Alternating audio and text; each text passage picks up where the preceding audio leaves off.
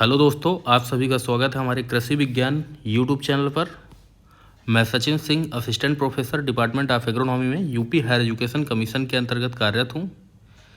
और हम जो एग्रीकल्चर टीए के सिलेबस के बारे में डिस्कस करते हैं उसी को आगे बढ़ाते हुए आज हम बायोटेक्नोलॉजी, ये जो पोर्शन है हमारा सेकंड है, हम यहाँ तक पहुँच गए हैं, जो कि biotechnology plant breeding and crop physiology वाला पोर्शन हम डिस्कस करेंगे, जिनमें से आज हम डिस्कस करेंगे बायोटेक्नोलॉजी वाला ओनली। ठीक है, आप यहाँ पे देख सकते हैं पार्ट 1 का हमारा जो दूसरा क्रॉप साइंस के बाद वाला biotechnological plant breeding and crop physiology, यहाँ से लगभग 10 क्वेश्चन एग्जाम में पूछे जाएंगे और ये जो कवर होंगे यहाँ से कवर होंगे।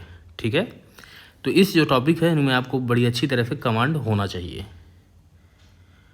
तो दोस्तों, आप इसी तरह की वीडियो पाने के लिए हमारे चैनल को सब्सक्राइब कर सकते हैं ताकि आपको नोटिफिकेशन टाइम पर मिलता रहे। तो मैं आपको बता देना चाहता हूँ, यहाँ पे एक इम्पॉर्टेंट चीज़ है कि हमने जो क्राफ्ट साइंस का जो हमारा इधर वाला पार्ट है ना, क्राफ्ट साइंस का पार्ट 1 का, इसको हमने कंप्लीट डिस्कस करके और उसकी हमने प्ले लिस्ट जो बना रखी है, ठीक है, एग्रीकल्चर टीए नाम से, एग्रीकल्चर टेक्निकल असिस्टेंट के नाम से, वहाँ पर आपको सारे वीडियो मिल जाएंगे। आप उसी के अकॉर्डिंग सिलेबस को अच्छी तरह से कंप्लीट कर लीजिए ताकि आपको चीज़ें लास्ट में एंड मूवमेंट में, जब एग्ज़ाम के पहले हम स्टडी करते हैं, उस टाइम पे आपको आसानी रहे चीज़ों को समझने में, चीज़ों को रिवाइज करने में। ठीक है, तो आज जो हमारा टॉपिक रहेगा, आज का टॉपिक हमारा रहेगा importance and utility of biotechnology in agriculture. ठीक है, ये टॉपिक को आप देख सकते हैं। मैं थोड़ा जूम कर देता हूँ पहले यहाँ पे। तो जैसा कि आप यहाँ पे देख रहे हैं ना, क्या क्वेश्चन क्या दिया जा रहा है यहाँ पे टॉपिक में, इम्पोर्टेंस एंड यूटिलिटी। ठीक है, यानी कि हमें यहाँ पे सिर्फ क्या लिखना है, बायोटेक्नोलॉजी का। तो हमारा इंपॉर्टेंस एंड यूटिलिटी क्या है बायोटेक्नोलॉजी की एग्रीकल्चर के क्षेत्र में? एग्रीकल्चर के क्षेत्र में हमारी यूटिलिटी ये है कि हम ट्रांसजेनिक क्रॉप तैयार कर रहे हैं, ट्रांसजेनिक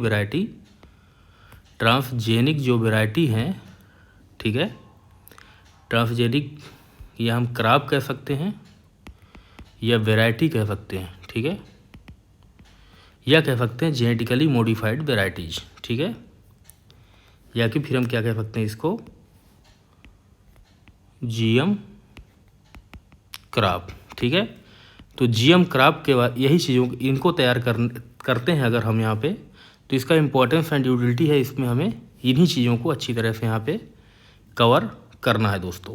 ठीक है, यहाँ तक बात आपको क्लियर है?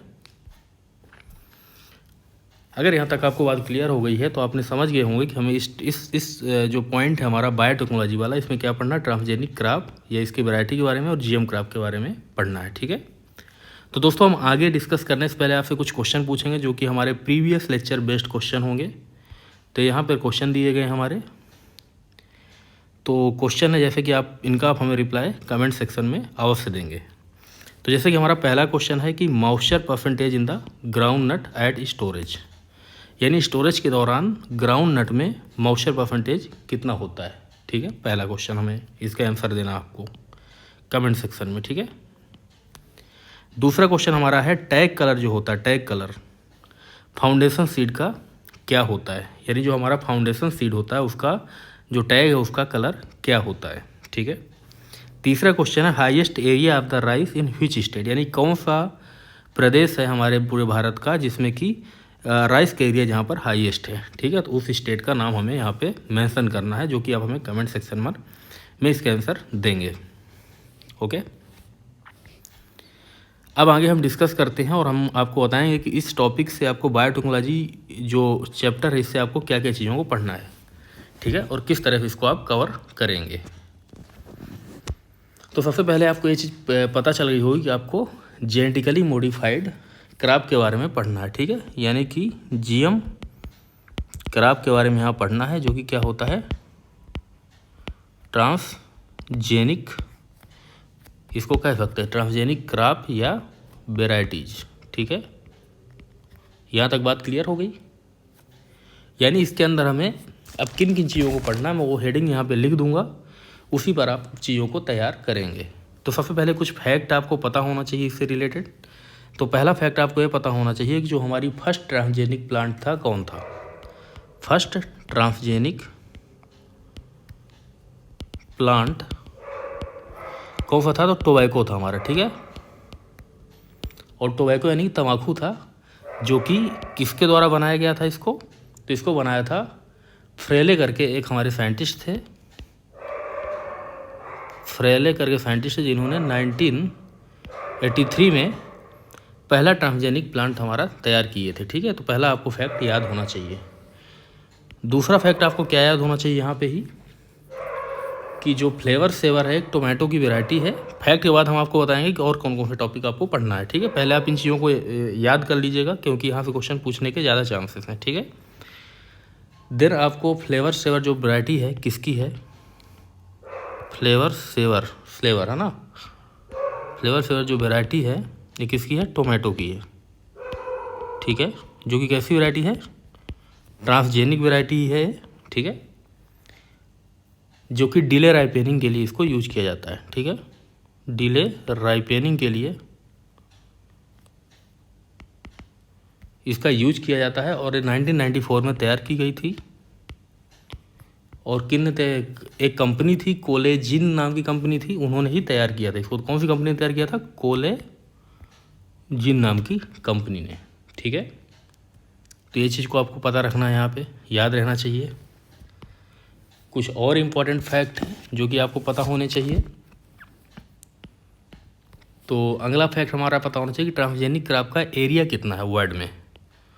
तो वर्ल्ड की बात करें तो इसका एरिया है आपका लगभग 206 मिलियन हेक्टेयर, ठीक है। आप एक बार लेटेस्ट डाटा यहाँ का इसका देख के भी जाएंगे जब आपका एग्ज़ाम होगा उससे पहले, ठीक है। जैसा कि आपको पता है कि इंडिया में ओनली कॉटन क्रॉप है, ठीक है, कॉटन है यानी कि कपास है, जो कि क्या है, ट्रांसजेनिक है, ठीक है, या कि कह सकते हो जेनेटिकली मॉडिफाइड है, ठीक है।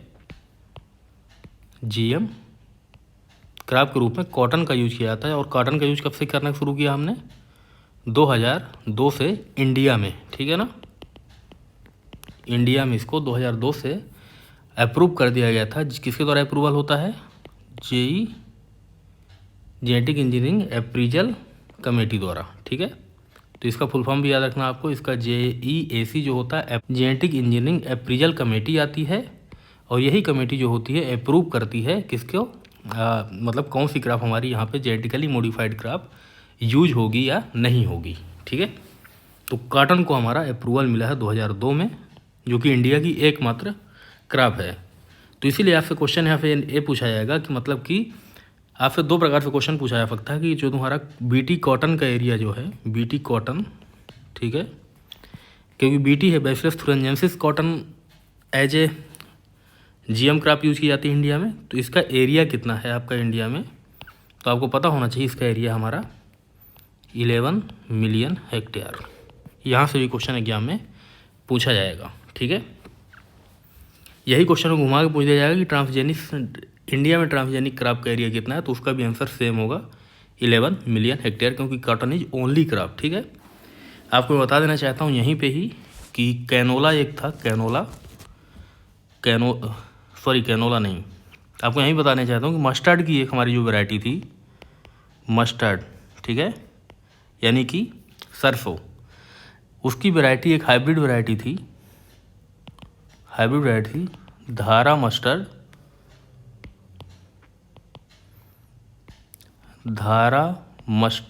हाइब्रिड 11 DMH 11, ठीक है, DMH 11 वैरायटी थी, जिसको कि जेनेटिक इंजीनियरिंग अप्रीजल कमेटी ने अप्रूवल दिया था, लेकिन बाद में कंट्रोवर्सी में आने के बाद इसको विड्रॉ कर दिया गया, इसको मतलब कि रिमूव कर दिया गया जेनेटिक अभी मतलब अप्रूवल से, ठीक है। तो हमें याद रखना कि धारा मस्टर्ड जो वैरायटी है जो कि किसकी है, मस्टर्ड की है, जो कि क्या है, ट्रांसजेनिक वैरायटी है, ठीक है, ट्रांसजेनिक वैरायटी, जो कि दूसरी हमारी क्रॉप हो जाएगी अगर इसको अप्रूवल मिल जाता है दोबारा से। तो इसका जो हाइब्रिड हमने आपको बताया, तो एक किसका क्रॉप होता है, एक क्रॉप होता है आपका बर्नाज एंड बरिस्टार का, ठीक है। तो इसको आपको याद करने की जरूरत नहीं है, बस इतना आप याद रखें कि धारा मस्टर्ड 11 जो है एक मतलब कि ट्रांसजेनिक वैरायटी है मस्टर्ड की, यहीं पे कुछ फैक्ट और आपको बता देता हूँ मैं, आप यहीं पे ही, ठीक है। तो यहाँ पे कुछ फैक्ट्स हैं, इन फैक्ट्स के माध्यम से ही आपका पूरा टॉपिक कवर हो जाएगा। तो यहीं पे एक चीज़ और आप याद कर लीजिएगा कि जो रैंक है हमारा कंट्री वाइज, अगर जो रैंकिंग होती है तो ट्रांसजेनिक या कि कह सकते हो आप जीएम क्रॉप की जो रैंकिंग है, ठीक है, क्या है, रैंकिंग है, तो रैंकिंग में पहले नंबर पे कौन आता है, यूएसए आता है फर्स्ट में, ठीक है, प्रथम रैंकिंग है यूएसए की। और जो इंडिया का स्थान है कौन सा है, फोर्थ है, चौथा स्थान है। तो आपको इंडिया का स्थान पता होना चाहिए कौन सा है, जीएम क्रॉप में चौथा है, और यूएसए जो है हमारा फर्स्ट नंबर पे आता है, ठीक है। तो इन चीज़ों को आप अच्छे से याद रखिएगा, यहाँ से क्वेश्चन ज़रूर पूछे जाएंगे। इसके बाद कुछ चीज़ें आपको बता देता हूँ जो कि आपको थ्योरेटिकल के रूप में तैयार करना पड़ेगा। तो उसमें है आपका, अब हम बात करेंगे इसको थोड़ा सा कि जेनेटिकली मॉडिफाइड क्रॉप होता क्या है, ठीक है। अब हमारा एक बार आप टॉपिक देख लीजिए, यहाँ पे एक बार और देख लीजिए, यहाँ पे क्या लिखा, importance and utility of biotechnology in agriculture. तो अब पहले हम आपको बताएंगे इंपॉर्टेंस क्या क्या है बायोटेक्नोलॉजी का। उससे पहले हम आपको बताएंगे कि डेफिनेशन क्या होती है जेनेटिकल मॉडिफाइड क्रॉप की। तो पहले आप समझ लीजिए कि जीएम क्रॉप है क्या, जीएम क्रॉप है क्या, ठीक है। तो जीएम क्रॉप क्या होता है, सिंपल चीज़ है यहाँ पे कि मतलब कुछ ट्रेड होते हैं, कुछ लक्षण होते हैं, कुछ कैरेक्टर ऐसे होते हैं, कैरेक्टर होते हैं कुछ जो कि क्या करते हैं, हम चेंज कर देते हैं, ठीक है, किसका, जो हमारी क्रॉप है, क्रॉप का कैरेक्टर हम क्या करते हैं यहाँ पे, चेंज कर देते हैं। कैसे चेंज कर देते हैं, through the process of genetic engineering. किसका यूज करते हैं हम यहाँ पे, जेनेटिक इंजीनियरिंग का यूज करके, जेनेटिक इंजीनियरिंग का यूज करके हम क्या करते हैं कि ये जो क्रॉप है हमारी, कोई भी प्लांट है, तो इसको हम क्या करते हैं, मॉडिफाई कर देते हैं, ठीक है, उसे ही कहते हैं हम, इसके हम कुछ पार्ट मतलब जीन लेवल में मॉडिफाई करते हैं, उसे ही क्या कहते हैं, जीएम क्रॉप कहते हैं, ठीक है। तो आपको कॉन्सेप्ट क्लियर हो गया होगा, कॉन्सेप्ट ही ज़रूरी है यहाँ पे, ठीक है। और इंडिया में जो जीएम क्रॉप के रूप में यूज किया जाता है इंडिया में, दैट इज कॉटन, ये चीज़ याद रखना, ठीक है। अब थोड़ा सा हम देखेंगे कॉटन के बारे में। तो कॉटन में क्या है था तुम्हारा, कॉटन में बीटी कॉटन के रूप में यूज किया जाता है। कौन सा कॉटन, बीटी कॉटन। तो बीटी का फुल फॉर्म क्या होता है, बैसिलस थुरिंजेंसिस, ठीक है, बैसिलस थुरिंजेंसिस के रूप में बीटी कॉटन का यूज किया जाता है, ठीक है। तो बैसिलस थुरिंजेंसिस जो है हमारा बीटी के रूप में, मतलब कि बीटी का फुल फॉर्म बैसिलस थुरिंजेंसिस है, जो कि क्या है, एक सॉयल बर्न, सॉयल बॉर्न, मतलब कि इसका मिट्टी में जन्मित, मतलब मिट्टी में इसका जन्म हुआ है, मिट्टी में पाया जाता है, एक बैक्टीरियम है, ठीक है ना, एक मिट्टी में बैक्टीरियम है। इसका जीन जो है ना यूज किया गया था कहाँ पे ऐड किया गया था, सपोज दैट एक कॉटन प्लांट है, ठीक है, हम प्लांट एक बनाते हैं, एक कॉटन है, प्लांट है, ठीक है। तो एक कॉटन प्लांट के अंदर इस जीन को इंट्रोड्यूस कर दिया गया, ठीक है। अब ये क्या होता है, पूरे हमारे जो हमारा बॉल है, बॉल में क्या हुआ, मतलब बॉल मतलब होता है कह सकते हो आप जहाँ पे कॉटन बनता है, ठीक है। तो बॉल में जाके मतलब कि फैल जाता है। अब क्या होता है, एक चीज़ समझ लीजिए आप यहीं पे, अब क्या होता है, जैसे ही हमारा पिंक बालवर्म, कौन सा, पिंक बालवर्म यहाँ आता है, इसको खाता है, ठीक है। तो जब खाएगा तो क्या होगा कि ये मतलब कि लीथल होता है, किसके लिए लीथल होता है, मतलब इसमें प्रोटीन पाया जाता है जो कि मतलब कि जो हमारा पिंक बालवर्म है उसके डाइजेस्टिव सिस्टम को डैमेज कर देता है। क्या कर देता है, पिंक बालवर्म के डाइजेस्टिव सिस्टम को, यानी कि इसमें लीथल प्रोटीन पाया जाता है, एक लीथल प्रोटीन होता है जो कि क्या करता है, पिंक बालवर्म जो है हमारा, ठीक है, जो कि सबसे ज़्यादा नुकसान पहुंचाता है, उसके डाइजेस्टिव पार्ट को, डाइजेस्टिव जो पार्ट है उसको क्या करता है, डैमेज कर देगा, ठीक है। अब जब डाइजेस्टिव पार्ट को डैमेज कर देगा तो इससे क्या होगा, ये मर जाएगा। अब जैसे ही मर जाएगा तो इसको नुकसान नहीं पहुंचाएगा, ठीक है। यानी कि इसमें मतलब कि जैसे ही पिंक बालवर्म इसको कंज्यूम करेगा तो उसको मतलब कि डाइजेस्टिव पार्ट को डिस्टर्ब कर देगा, इसके लार्वा, किसके, पिंक बालवर्म के लार्वा को, ठीक है। इसके लार्वल स्टेज में ही इसको डैमेज कर देगा। इसको डैमेज करने के लिए जो जीन रिस्पॉन्सिबल है इस प्रोटीन के लिए, जो प्रोटीन हमारा लीथर प्रोटीन है, उसके लिए कौन सा जीन रिस्पॉन्सिबल है? CRY1AC। तो इस जीन का भी नाम आप याद रखेंगे यहाँ पे। जीन का नाम क्या है? CRY1AC जीन, ठीक है। तो जो CRY1AC जीन है, ये मतलब क्या करता है कि एक प्रोटीन तैयार करता है, जो कि प्रोटीन लार्वा कंज्यूम करेगा। किसका लार्वा? पिंक बॉलवर्म का।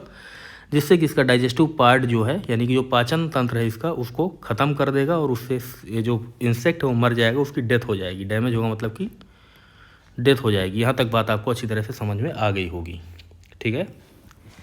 अब क्या होता है कि इन्वायरमेंट की दृष्टिकोण से तो किसी कीट को मारना अच्छी बात नहीं है। तो इन्वायरमेंट वालों ने क्या किया है, ministry of environment, forestry and climate change ने क्या किया है, एक बात मैं यहाँ पे लिखता हूँ, मिनिस्ट्री ऑफ इन्वायरमेंट, ठीक है, फॉरेस्ट एंड क्लाइमेट चेंज, ठीक है, क्लाइमेट चेंज, इन्होंने क्या किया, इसके अंडर पर एक कमेटी होती है जो कि क्या होती है, genetic engineering appraisal committee, GEAC, यानी इसका फुल फॉर्म आपको याद रखना है, जेनेटिक इंजीनियरिंग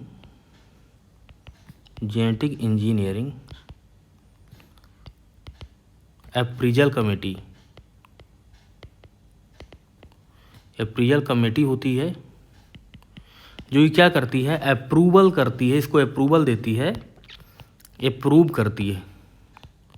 अप्रूवल देती है कि हम इसको कमर्शियल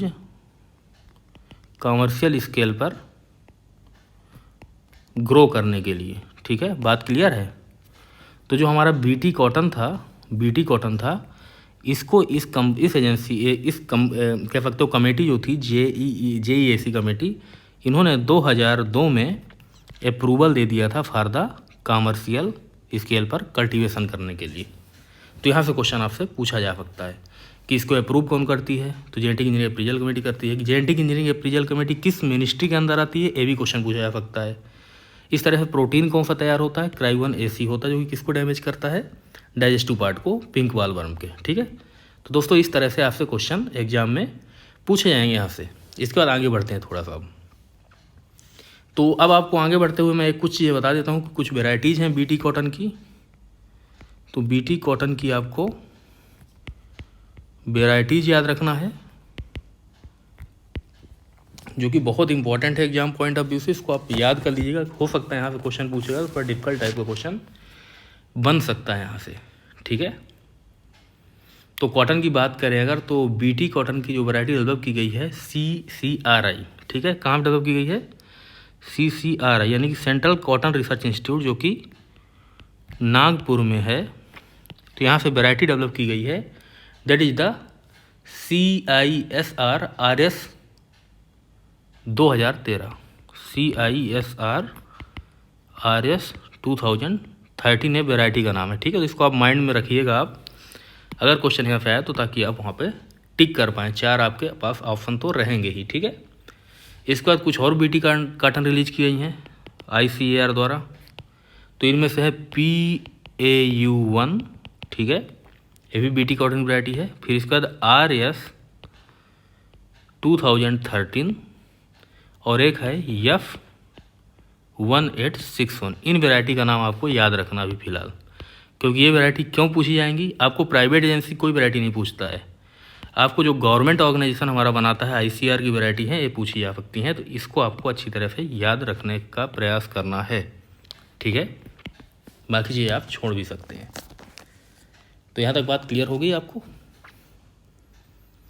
अब कुछ चीज़ें और जान लेते हैं, एक बात और जान लेते हैं हम यहाँ पे। अब देखिए, एक हमने इंपॉर्टेंट चीज़ जानने की क्या ज़रूरत है, ये तो हमने पढ़ लिया बीटी कॉटन के बारे में। बीटी कॉटन से यहाँ से ही क्वेश्चन आएंगे, ओके। अब हमें कुछ चीज़ें और जानना, फैक्ट के रूप में कुछ चीज़ें और यहाँ पे याद रखना आपको। जैसे कि आपका क्या पूछा गया था, इम्पोर्टेंस, ठीक है, importance and utility of biotechnology. तो इसका जो हमारा इम्पोर्टेंस है हमारा ट्रांसजेनिक क्रॉप का, वो ट्रांसजेनिक क्रॉप ही आ जाएगा, ठीक है, बायोटेक्नोलॉजी के अंदर। तो जो ट्रांसजेनिक क्रॉप का है, क्रॉप का मतलब यह कह सकते हो आप कि जीएम क्रॉप हम कैसे बना सकते हैं। तो इसका एक आपको इम्पॉर्टेंट चीज़ याद रखना है, कुछ आपको मैं फैक्ट बता देना चाहता हूँ। जैसे कि पहला इम्पॉर्टेंट चीज़ आपका यह है कि ये इससे क्या बना सकते हैं हम, हर्बिसाइड रेजिस्टेंट वैरायटी बना सकते हैं। ठीक है, हर्बिसाइड रेजिस्टेंट वैरायटी बना सकते हैं। ठीक है, वैराइटीज। हर्बिसाइड रेजिस्टेंट वैरायटी का क्या इंपॉर्टेंट रोल है, इसको भी जान लीजिए थोड़ा सा। तो हर्बिसाइड वैराइटीज क्या होती है आपका, जैसे सपोज दैट कि आपने कोई फील्ड लगा लिया, कोई क्रॉप यहाँ लगी हुई है। ठीक है, मान लो सपोज दैट सोयाबीन की क्रॉप है। ठीक है, अब ग्लाइफोसेट क्या होता है, नॉन सेलेक्टिव हर्बिसाइड होता है, यानी कि ये क्रॉप को ही मार देगा और वीड को ही मार देगा। ठीक है, ग्लाइफोसेट इसमें हमने डाल दिया, तो ग्लाइफोसेट डाला तो इसने क्या किया, पूरी क्रॉप को साफ कर दिया, क्योंकि ये नॉन सेलेक्टिव हर्बिसाइड है। ठीक है, लेकिन अगर इसके अंदर ऐसा जीन अगर हमने ऐड कर दिया कि जो कि ग्लाइफोसेट से नहीं मरे सोयाबीन, ठीक है, तो सोयाबीन को छोड़ के सारे यहाँ पे जो खरपतवार है उनको क्या करेगा, ख़त्म कर देगा ग्लाइफोसेट। ठीक है, और सोयाबीन बस को छोड़ देगा। इसीलिए हम यहाँ पे क्या बनाते हैं, हर्बिसाइड रेजिस्टेंट वैरायटी बनाते हैं। बात क्लियर है। और जो कैनोला है हमारा, कैनोला, ठीक है, हर्बिसाइड रेजिस्टेंट कैनोला, ये कैनोला एक हमारा ऑर्गेनाइजेशन होता है, यूएसए का है ऑर्गेनाइजेशन। तो कैनोला मतलब कि मस्टर्ड से रिलेटेड है। ठीक है ना, मस्टर्ड है, तो मस्टर्ड की एक वैरायटी बनाई गई जो कि हर्बिसाइड रेजिस्टेंट कैनोला। ठीक है, जो किससे रेजिस्टेंट थी, ये रेजिस्टेंट किससे थी, ग्लाइफोसेट से। ये क्वेश्चन पूछा जाता है एग्जाम में, ग्लाइफोसेट कह सकते हो, ग्लाइफोसेट जो कि नॉन सेलेक्टिव हर्बिसाइड है। ठीक है, नॉन सेलेक्टिव हर्बिसाइड है। तो इससे रेजिस्टेंट जो वैरायटी बनाई गई उसका नाम था दोस्तों राउंड अप रेडी। याद रखना इस चीज़ को, राउंड अप रेडी। ये क्वेश्चन एग्जाम में पूछा जा सकता है कि हर्बिसाइड रेजिस्टेंट कैनोला का नाम बताइए आप। तो राउंड अप रेडी है, इसका मतलब वैरायटी का नाम है, और किससे रेजिस्टेंट थी, ग्लाइफोसेट से रेजिस्टेंट थी। एक क्वेश्चन हमारा एक तैयार हो गया है यहाँ पे। इसके बाद आपसे एक क्वेश्चन और पूछा जा सकता है कि जो हमारा गोल्डन राइस है, गोल्डन राइस, ठीक है, तो गोल्डन राइस भी क्या है प्रकार का, गोल्डन राइस क्या है हमारा, जो कि न्यूट्रिएंट इनरिचमेंट के लिए इसका यूज किया गया। किसके लिए यूज किया गया, न्यूट्रिएंट इनरिचमेंट के लिए। ठीक है, न्यूट्रिएंट इनरिचमेंट के लिए इसका यूज किया गया है। और न्यूट्रिएंट इनरिचमेंट के लिए कैसे यूज किया गया, इसमें मतलब कि बीटा कैरोटीन जो कि विटामिन ए का प्रिकर्सर है।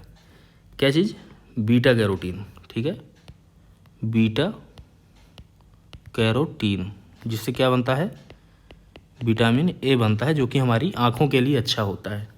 तो हमने क्या किया, न्यूट्रिएंट इनरिच कर दिया किसका, गोल्डन राइस का, यानी बीटा कैरोटीन के रूप में हमने मतलब गोल्डन राइस को एक किया।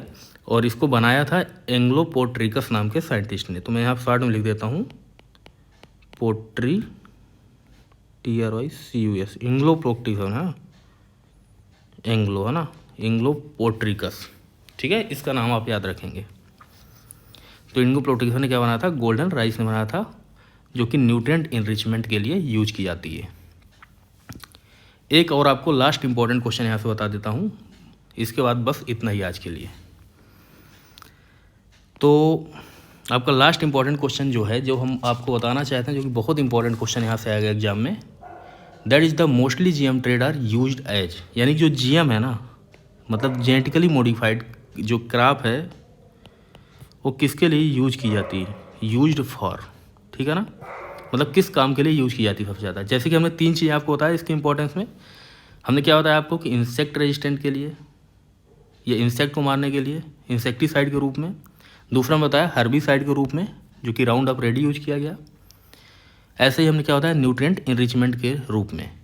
तो जो वर्ल्ड लेवल की बात करें, वर्ल्ड लेवल में, ठीक है, वर्ल्ड लेवल की बात करें, विश्व लेवल की बात करें, तो जो जेनेटिक ट्रेड यूज किया जाता है सबसे ज़्यादा किसके लिए यूज किया जाता है, हर्बिसाइड रेजिस्टेंट के लिए। तो हर्बिसाइड रेजिस्टेंस के लिए यूज किया जाता है। इसके बाद यूज किया जाता है क्वालिटी इम्प्रूवमेंट के लिए या कि न्यूट्रिएंट एनरिचमेंट के लिए, ठीक है, क्वालिटी इम्प्रूवमेंट के लिए, ठीक है। और देन यूज किया जाता है किसके लिए, एज ए इंसेक्टिसाइड रेजिस्टेंट के लिए, इंसेक्टिसाइड रेजिस्टेंस के लिए, ठीक है। जैसे कि हमारा बीटी है, बीटी हमारा तीसरे नंबर पे आएगा विश्व में, ठीक है। लेकिन हाईएस्ट किसके लिए यूज किया जाता है, हर्बिसाइड रेजिस्टेंट के लिए। क्वेश्चन भी एग्जाम में पूछा जा सकता है यहाँ से। लेकिन इंडिया की बात करें अगर, इंडिया में तो एक ही क्रॉप है हमारी जो कि इंसेक्टिसाइड रेजिस्टेंट से ही है, तो इंसेक्टिसाइड रेजिस्टेंस के रूप में इंडिया में यूज किया जाता है। इंसेक्टिसाइड या इंसेक्ट कंट्रोल के लिए हमारे यहाँ इंडिया में यूज किया जाता है, ठीक है, बीटी का, बीटी कॉटन के रूप में, ठीक है, जो कि कौन सी वैरायटी है, जीएम का, ठीक है। तो दोस्तों मैं आशा करता हूँ आपको मेरी बात बहुत अच्छी तरह समझ आ रही होगी। और ये जो मैंने जितना टॉपिक पढ़ा दिया है यहाँ से कंप्लीट बायोटेक्नोलॉजी आपका कवर हो जाएगा। इससे ज़्यादा आपको बहुत ज़्यादा पढ़ने की ज़रूरत नहीं है, आप नोट्स बना सकते हैं इसका। और ये जो है हमारा ये लेक्चर है बहुत इंपॉर्टेंट होने वाला है आपके लिए, तो आप इसे ज़रूर अच्छी तरह से लिख लें। और ऐसे वीडियो पाने के लिए आप हमारे चैनल को सब्सक्राइब कर सकते हैं, वीडियो को लाइक कर सकते हैं, और आपको जो हमने क्वेश्चन पूछा है उसको आप कमेंट सेक्शन में ज़रूर इसका आंसर आप दीजिए। और यह वीडियो अपने दोस्तों के साथ भी शेयर करें ताकि उनकी भी हेल्प हो पाए। Thank you so much.